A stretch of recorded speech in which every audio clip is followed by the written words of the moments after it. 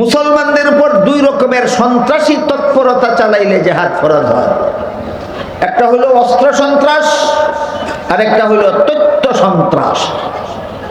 অস্ত্র সন্ত্রাস কাকে বলে, তথ্য সন্ত্রাস কাকে বলে বোঝার জন্য আগে বোঝার দরকার সন্ত্রাস কারে কয়। দল বেঁধে অস্ত্র নিয়ে নির্দোষের উপর হামলা করার নাম সন্ত্রাস।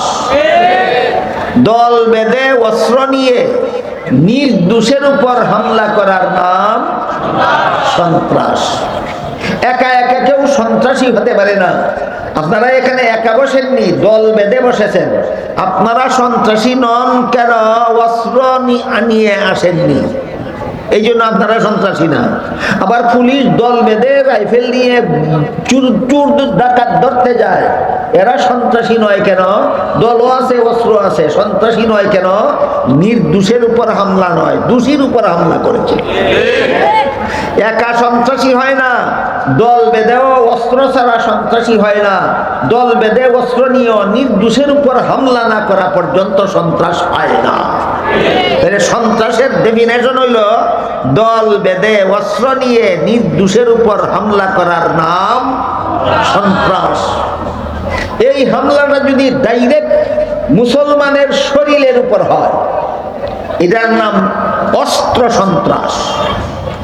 আর হামলাটা যদি মুসলমানের শরীরের উপর না হয়, ইসলাম ধর্মের বিরুদ্ধে যদি হামলা হয়, ইসলামের বিধান ঠিক নয়, ইসলামের অমুক বিধান ঠিক নয়, তমুক বিধান ঠিক নয়, ইসলামের এই বিধান যুক্তিসম্মত নয়, সেই বিধান যুক্তিসম্মত নয়, এমন তথ্য সন্ত্রাস শুধু বেদিন কাফিরের দেশে নয়, 17 কোটি মুসলমানের বাংলাদেশেও তথ্য সন্ত্রাস অহরহ চলেছে।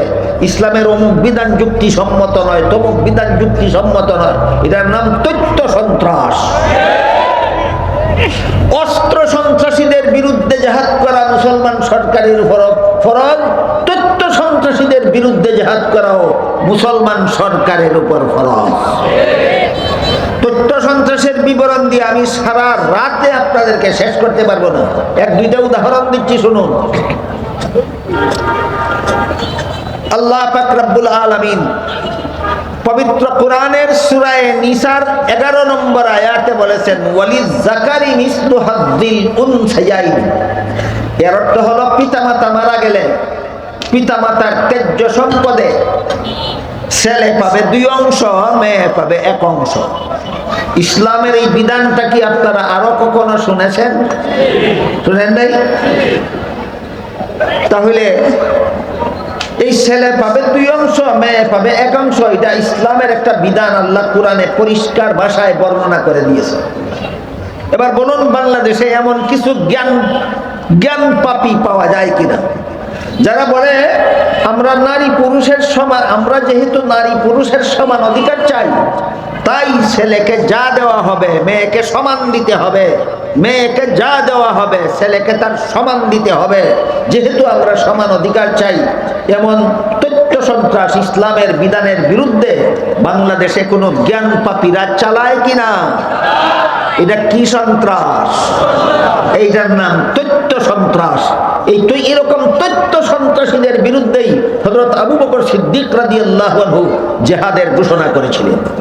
একজন তথ্য সন্ত্রাসী আবু বকর যখন রাসূলের প্রথম খলিফা নিযুক্ত হলেন, তখন একদল তথ্য সন্ত্রাসী ইসলামের যাকাত বিধানের বিরুদ্ধে সন্ত্রাসী হামলা, তথ্য সন্ত্রাসের হামলা চালিয়েছিল। আবু বকর তাদের বিরুদ্ধে জিহাদ ঘোষণা করেছিলেন। সুতরাং সন্ত্রাস 2 প্রকার, একটা অস্ত্র সন্ত্রাস, একটা তথ্য সন্ত্রাস। যখন মুসলমানের বিরুদ্ধে অস্ত্র সন্ত্রাস চলে আর যখন ইসলামের বিরুদ্ধে তথ্য সন্ত্রাস চলে, তখন ওই মুসলমান সরকারের উপর জিহাদ ফরজ হয়।